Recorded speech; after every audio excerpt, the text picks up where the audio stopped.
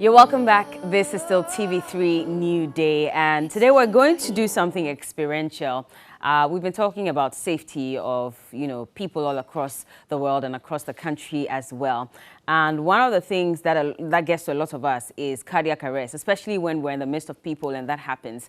Most of us don't know how to perform CPR for whoever may be suffering from cardiac arrest. You remember just this weekend, we watched a football match between Denmark and another country, and one of the Danish players, right before going on the first half break, of course, suffered what we are made to believe is cardiac arrest. And you saw how they all rushed in, the medical professionals rushed in to just provide him some care and rush him to the hospital.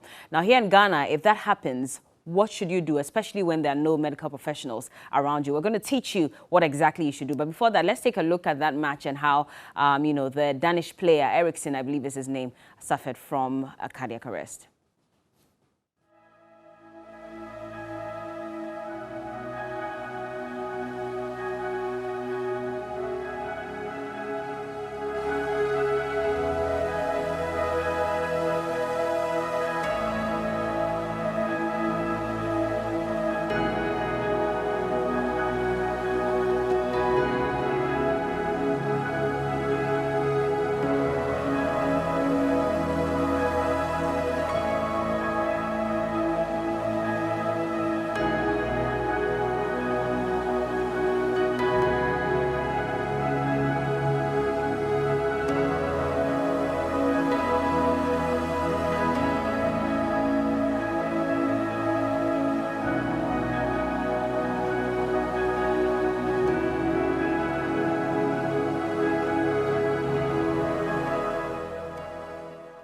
That's Danish player Christian Eriksen. This happened over the weekend when Denmark was playing its opening Euro 2020 match against Finland. And so we thought it would be wise to have a conversation around cardiac arrest. What exactly is it? When we say someone has a cardiac arrest, a lot of people say that's similar to a heart attack. Is that really true? If it's not, then what's the difference between the two? And when someone is suffering from a cardiac arrest, what do you do in the first instance? And joining me this morning in the studio from the National Ambulance Service, I have Theodora Ayeki-Sefa. She is a Principal Advanced Emergency Medical Technician. Good morning, Theodora. Thank you for joining us. And also Abdul Rahman Musa is an Advanced Emergency Medical Technician. Good morning to both of you. So first of all, let's break it down. When they say someone is suffering from a cardiac arrest, what does it mean? Okay, thank you, Bella. Good morning. Good morning. Good morning to your cherished viewers. When someone has a cardiac arrest, it means that the heart has a conduction pathway. Okay. There is an electrical activity of the heart. So once that is malfunctioning or it ceases, then the person has a cardiac arrest. But oftentimes, we synonymously use it with Heart attack, which is slightly different because that has to do with the circulatory system of the heart, not the conduction. But invariably, a heart attack would lead to a cardiac arrest. So it's used almost simultaneously, but then that's the difference. Oh, okay. One has to do with the conduction of the heart, and one has to do with the circulation system of the heart. That means you can get a cardiac arrest without necessarily suffering a heart attack? Or No, you'd always get a heart attack before? Most likely. What causes it? Basically, three things could be. It could be the heart itself, which is a malfunction of the heart. Okay. It could do with the valves of the heart. The heart has valves that pumps and relaxes to send blood through the blood. It could also do with the vessels, the arteries and the veins that supply the heart. Okay. Or then those three.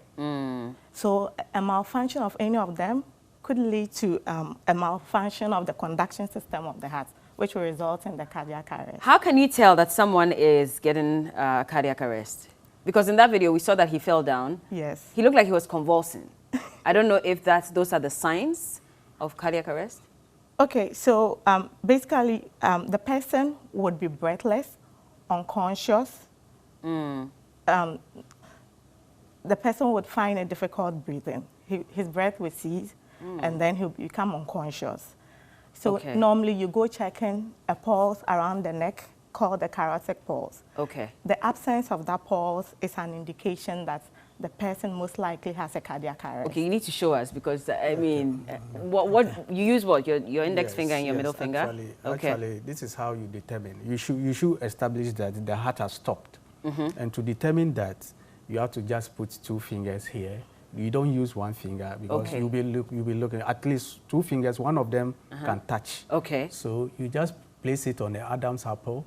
Okay. Then you slide it down like this. You see, To the left or the right? Or it doesn't any really of matter? them, yes, any of them can work. So you just feel it. If the beat is not there, which means the heart has stopped completely, and that is what you use to establish that the heart has stopped completely. And that means that there's a cardiac arrest. There's the cardiac arrest, straightforward. But don't you die immediately? Your heart stops? Not necessarily. No, not necessarily. Especially when the intervention is timely. Okay. Then you would have to move to perform what we call the CPR, the cardiopulmonary resuscitation. So how many minutes or seconds should you perform this? And we'll see that shortly, though, displayed. But how much time do you have to resuscitate the person? Okay. Okay, actually, within, according to the guidelines, within 5 minutes to 5 seconds to 10 seconds, you should be able to determine that the person is in the cardiac arrest. Okay. I mean 5 seconds to not more than 10 seconds. You should be able to determine that the heart has stopped. Okay. Immediately, you have to clear the area, make sure that you yourself, you are safe, and the patient also is safe, though you can, Perform the CPR. perform the CPR. Okay. So show me what you have to do. Let's just say the person can be seated and the heart would stop, right? Yes. So do you still leave the person to sit down, or do you lay the person on the floor like we're seeing? Actually, the CPR, you perform it on the heart surface. So as soon as your heart goes off, you will not start. Whether you are seated or you are standing, you fall go off. down. Okay. You just fall off. Okay. So immediately you determine that the heart has stopped by checking the carotid pulse. Then quickly get the patient on the heart surface. Then you start your CPR. Okay. Can we see what exactly you would have to do then? Okay. I see a man and a baby. Yes. So that yes. means that there are 2 different ways of doing it for both? Yes, there are 2. It's the same thing, but the counting, how you perform it is different from what you do for the baby? Yes. Okay, let's start with the man. Yes. I mean, that represents a man or woman anyway. Yes. So let's start with the adults first, and then we'll move on to the baby. All right. So what are the first things that you do? So after? first, you determine that the person is on the floor. And you quickly have to get down. Like I showed you, you have to determine the carotid pulse. You just place your hands here. You just place it here, then you slide it down. You slide it. Do you press? No, you press to feel whether you can feel the beat. Okay. So if the beat is not there, quickly you have to call for help. Oh, I see. You have to shout for help. Then as soon as you shout for help, there's no time. Then you get onto the patient. You have to take off their clothes. Yes, you have to expose the chest because you have AED that you have to use to apply on the chest. So quickly at the center of the chest. Then you bring one hand like this. Yeah. The other one to like this on it. Then you keep your elbow straight. Okay. Then you start your compression. And the compression is supposed to be 30. 30? 30. Okay. Then you ventilate the patient twice. What if you don't have all these? Oh, we have other Let's just say I don't have any of these in my house. You know what actually happens is it's just providing the breath. When you can't provide that, you can still continue the chest compression because we are encouraging more compression than the breath. Oh, so okay. if you don't have, you can still continue with the chest whilst you are waiting for help. Okay. What are these, by the way, so that we understand? Maybe Yes, people can think of buying them. Yes. Okay.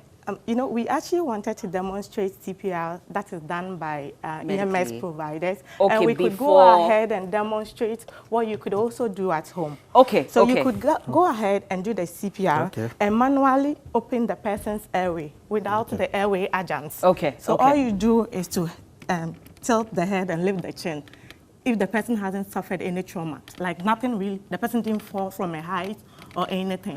So we open the airway with head tilt, chin lift. That means you can't do this alone. That's why you have to call for help. So if you do not, if you are alone, you don't worry about the airway too much. You concentrate on the chest compression.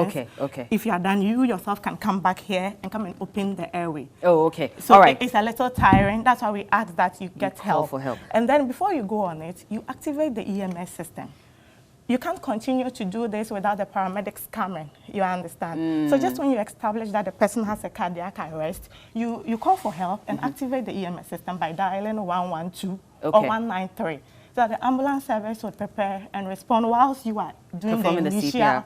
steps. Okay. Because it's tiring and you can't do it for long. So help needs to come. We need to arrive on scene to help you with the AED, because that's kind of fastens the rate of recovery than the manual way of doing it. Okay, so let's do the manual. After that, we'll come to what you do professionally as well. So let's just say, yeah. So you should be able to determine that the patient is having cardiac arrest.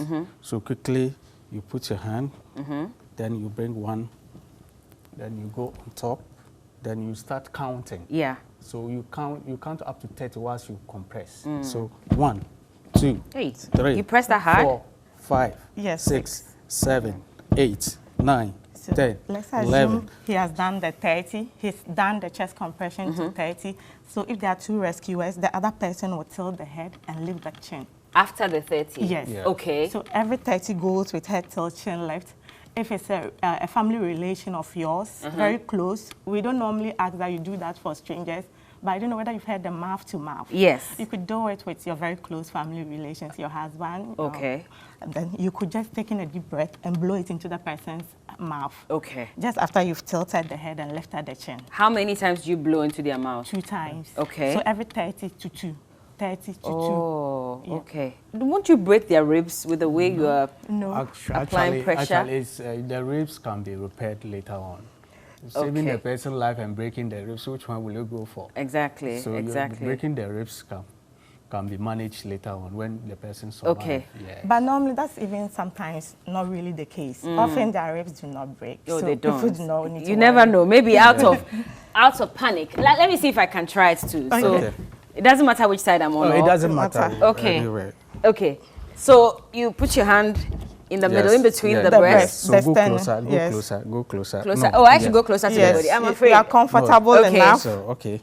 Like this? Okay, yes. then you put you another. interlock. Here. Yes. Yes. No, Like come, this? come Yes. this side. Come this side. You should be straight. Yes. Okay. good. You are comfortable. Yes, I am. So the elbow should be straight. Straight, Yes. Then you start press. Yes. breath. 1, 2. 3, 4, 5. Good. Yeah. Yeah. But that's you good. see, women have breasts. Yes. How are you able? Because maybe some of them you can't separate. How are you going to be able You would to? have to try the middle of the breast. Even though we have breasts, there's a sternum. Yeah. The breasts don't join. I mean, Even there's a some line. women have. So you would have to actually- try. Okay, Yes. Actually, okay. you can determine that by tracing the last rib here. So when you put your hand here, you can bring it. So you can determine the center of the heart, the chest, to get the exact location. Okay. Where to do. Then your after that, she lifts the. yes. Head Hey. until The head is not moving, No, no. it's because it's a mannequin. But if it's Ah, a okay, human okay, being, okay, your okay. head can easily tilt and your chin lifted. And then you blow. Yes, because the person hasn't suffered any trauma. The person see. didn't fall, so the spine is not compromised by doing that. Okay. But in case the person falls from a height and then has the cardiac arrest, you do not do the head tilt, chin lift. You do would the jaw try thrust. to do the jaw thrust. Okay. You lift So- up the jaw so as not to compromise the person's spine.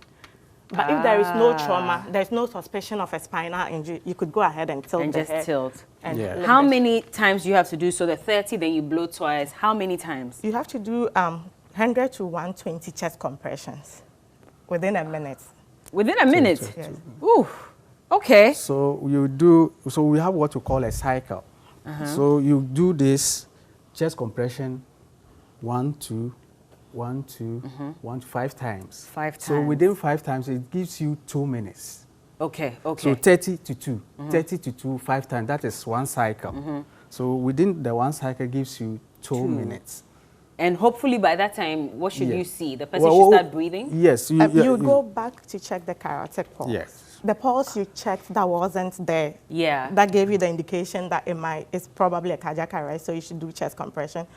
After every rescue breath, after you've done one cycle, you go back and to check.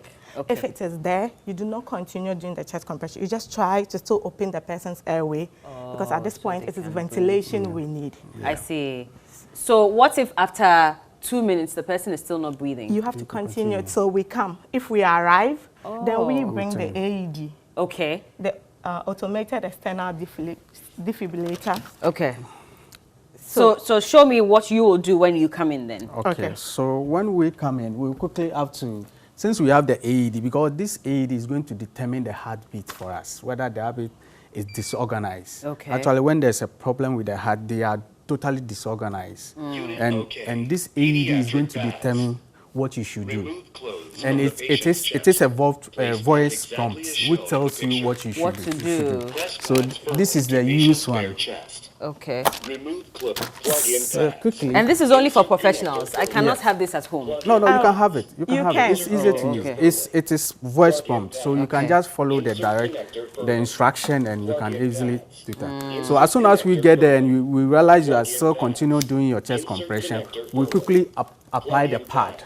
Okay. And this is where you apply the pad: upper right chest and lower left chest, all the time. Upper right, lower left. And lower left chest. So immediately you can determine this. You see? So this comes here. And quickly this one also comes here. Okay. You can see the direction. Yeah. So quickly the AED tells you, okay, continue chest compression or give a shock. Okay. And this container is about 220 volts of power to use. Yeah. Okay, so you connect it. Yes, you connect it. This is a used one, that's why we don't have the Oh, okay. So this is But connected. usually, it's connected. Oh, Yes. that means you can only use it once. Yeah, the pad. It's The only the pads pad are only only used once. Yes. Why the lower left and the upper right? You see, it creates a cross. When we are going to apply the shock, it creates a cross with the heart. Okay. So it's reorganized. When you press it has a shock button. Yeah. So when you press the shock button, when it tells you, the AED tells you that apply shock, that is where you press the shock button. Okay. Which And the is shock, this. yes, this is this. Okay. So as soon as you apply it, it creates a shock, and you can see the patient like Moving. yes, moving, like Vibrating. electrocuted. Oh. Yes. So that's why it's about 220 power volts. And you said we can You get know, this. Yes, you can get it.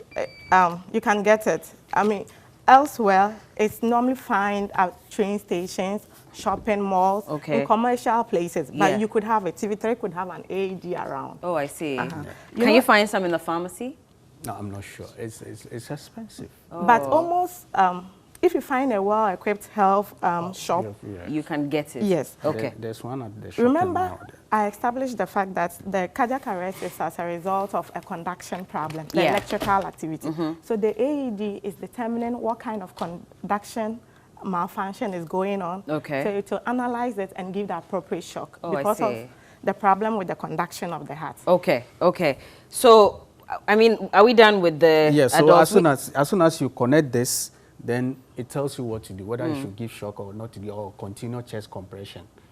And this is a sure way of getting the person back up. Yes. yes. Okay. Most definitely. Most times. Yes. There are times when they still don't wake Yes. up regardless. Maybe it could be that the person had had a cardiac arrest for long, and maybe because of the time lapse in reviving. So the Yeah. earlier you revive, the The better better. your chances of survival. Okay. What if I'm home and I have this? That means that I use this To ventilate. to ventilate in Back place valve. of the mouth to mouth. Yes. Okay. Okay. So you would have to position it, the narrow part going to the nose, you know, the broad part coming to the chin, and then you lift and then bag. Oh, okay. You can see the chest rising. Yeah. Okay. Oh, okay. Okay. And So what's this for? This is also simple made, the same thing, but this one you are going to use your The mouth to to- blow. Oh, cool. Okay. So it's mouth to max. So you just place it down, then you And then tilt you- it, then Oh, yeah, the chest is rising. Exactly. Okay. So for this, you can have it yourself in your Exactly. bag. Anywhere you find, you realize you have to use it, you quickly use So you it. can actually use this on a stranger Yes. because you yes, advised yes, that we shouldn't yes, do the mouth yes, to mouth. So yes, this could be in place yes, of it. Exactly. Yes. Okay, how different is this from? We haven't seen something. What's this? Is This it- is it's also for another. babies. Oh, this This is for is for the babies. baby. Okay, This for adults, and this let's for move this man Okay. out it's of the way. Let me help you. Hey, where you carrying him from? I'm worried. Sorry. sorry. Don't need to be worried. Sorry. Oh no! I'm just teasing. Okay, so what do you do differently when it's a baby? When it's a baby, you are able to establish that there's cardiac arrest. But normally with baby, we will get it from the brachial pulse. We have what we call the brachial pulse here. Under the armpit? Under the armpit? No, just closer there. Okay. So you just put your hand there to determine that there's no beat. Okay, but why? Like the adults where you have to check here. Why is it different with babies? You know, with the babies, because they have a short neck and it's large and they don't have a strong carotid pulse, so you will not feel it there. Oh. So this is where you actually feel it when. Okay. But that one you still have to use the two hands. Yes, there's still the two. Because, I see. And this is very, very important. Note this, because this has its own pulse. So you end up using this to do it. You'll be feeling your pulse. Your pulse. So you have to use this. Oh, okay. Yes, you have to use this, the two fingers. So you just determine that there's no pulse. So with babies, you have to support the neck. Okay. Yeah. Oh, so you don't place them on a surface? If you think you can place on the hard surface, fine. Or on your bed. Can you do that? No, because the bed will, the bed would be going in and up whilst you are doing the chest compression. We don't want it that way. Oh. So we want a surface that wouldn't go in and up as you are doing the chest compression. Okay. So with the baby, you just determine that there's no pulse. You have to remove the clothes? Yes, you have to remove the clothes.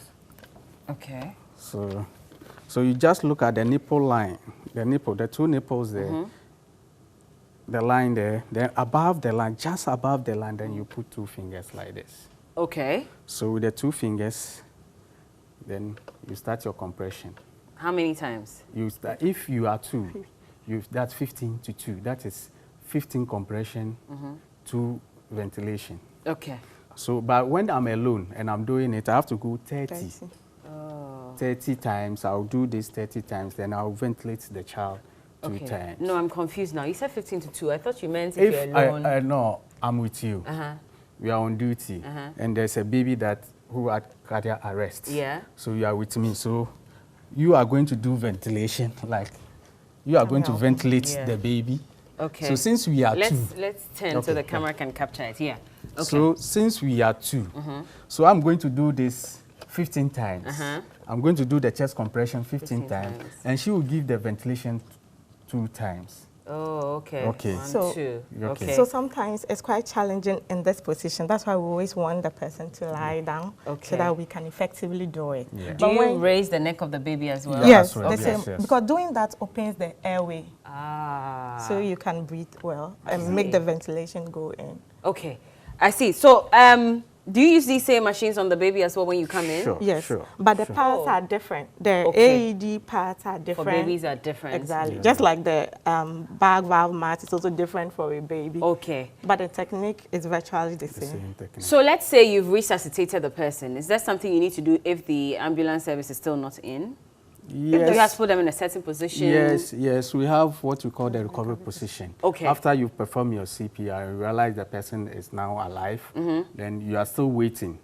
Yeah. For the ambulance to come. So you can put the person in recovery position when you don't suspect that there's any spine injury. Or what's the recovery position like? So recovery position is just a sleeping position when you sleep on your side. Okay. Yes. So you want someone to? Yes, I'll invite one of my guys to come. Okay. Please come quickly. Our time is already running out, so we can. Come. So go down. So the recovery position is meant to still keep the person's airway. It's meant to still keep the person's airway open because we've established the fact that the heart is beating now. Are we okay so we still here? want to get the airway cleared. Okay. So you keep the airway cleared, open till help arrives. So this is what you do? Yes, so some will say you do this, some will also say you bring the hand, all of them work. Then you just raise this. Okay. Then you just pull it like this.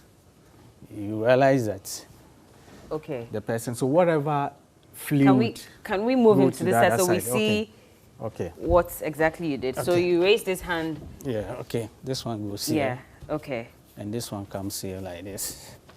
Why do you have to do this? So you determine, you can use it as a pillow. Oh, okay. You're just like a pillow position. Okay. This is when the person is breathing? Yes, when the person is breathing. So in this position, it actually elevates the tongue from falling back. Okay. So this allows, if there's any fluid in the mouth, it quickly drains out. Okay. This is interesting. And this person can be lying down like this for as long as... Oh, even when you want to sleep very well, this is the position. If you really want to sleep. So if I'm going to sleep, I'm now going to do one... No, actually, you lie on your side. Oh, you mean lying on the side? Okay. And raising one leg? Yes, you just put this leg like to sleep well? To sleep well. Because in this position, it just opens the airway for you to breathe very, very well. Okay. Yes. Well, so for those of you who have been sleeping and fighting with people in your beds, this is how you're supposed to, and make sure that when you lay down like this, when you wake up in the morning, you're still like this, because some of you end up under your beds by morning. But on that note, thank you so much. Thank you. Right. This has been very enlightening. Okay. Any final words before we wrap up? Okay, I would like you can come this way now. I would like to use this opportunity to thank our CEO, for Professor Zakaria, for good job, and we are really in to support him to bring up this service up to the level he think is the best for him. Yeah, boss, you want promotion. Yeah. Not that, but actually it's been supportive. Yes. Yes, and also goes out to the public also. We like to plead with them. When they call the dispatch center, they should be patient. What's the number again? 112. 112. They should be patient. They should be patient. Okay. Listen to what the receiver want to tell him, and he should follow this procedure. It becomes very easy. Okay. Also, the public also should also, those who use it as a means of testing their phone or whatever, sometimes they call and they disturb the whole system. Yeah. The system block and nobody comes in again. So we are pleading with the public also to help with that. Yeah. All right. Ayeki, how about you? What do you say?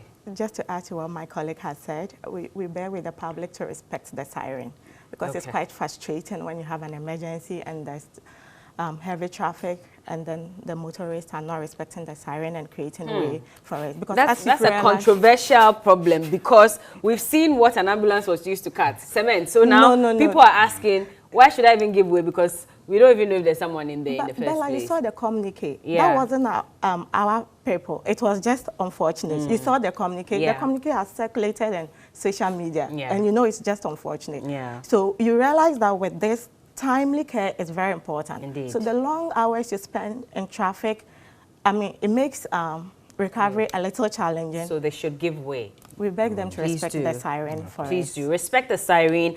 And of course, we've learned how you can perform CPR on someone who's suffering from a cardiac arrest. Thank you so much for joining us. I hope that we can have more sessions like this. Good morning to your boss as well. We hope that when we call on you again, you grant us this audience just like you have. So we're very grateful for your time, both of you. Theodora Ayeki-Sefa is the Principal Advanced Emergency Medical Technician, and also Abdul Rahman Musa is an Advanced Emergency Medical Technician at the National Ambulance Service.